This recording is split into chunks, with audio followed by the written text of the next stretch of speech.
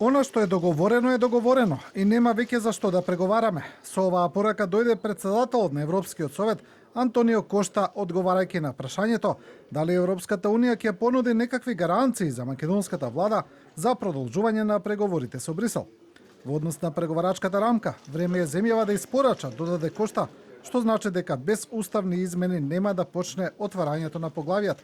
Нема план Б, децидирано Кошта и рече најдобро е да се фокусираме на планот А.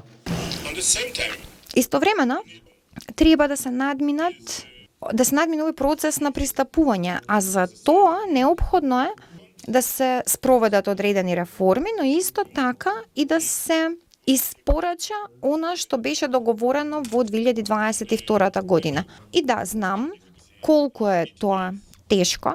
Председател на владата Мицкоски од своја страна ги повтори добро познатите позиции дека без гаранции за македонскиот идентитет од Европската унија, како и почитување на пресудите на Европскиот суд за човекови права, процесот нема да се деблокира.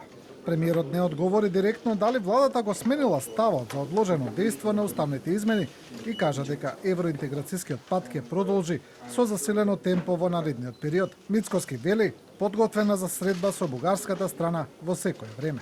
Веќе председателката имаше на ниво на председатели неколку состаноци со незиниот колега од Бугарија, така што не е само состанокот на министерско ниво, а јас сум подготвен во било кое време, и таа подготвеност му ја пренесов на председателот Кошта, да дојдам во Брисел, дали во негово присуство на председателката фон дер Лајен, во било кое присуство да седиме да разговараме било кога и било колку да треба, за да дојдеме до заедничко решение, како и двете страни да испорачат. Кошта ја поздрави земјава за, како што кажа, успешно спроведените реформи и порача да се продолжи на реформскиот пат, особено на владењето на правото и борбата против корупцијата.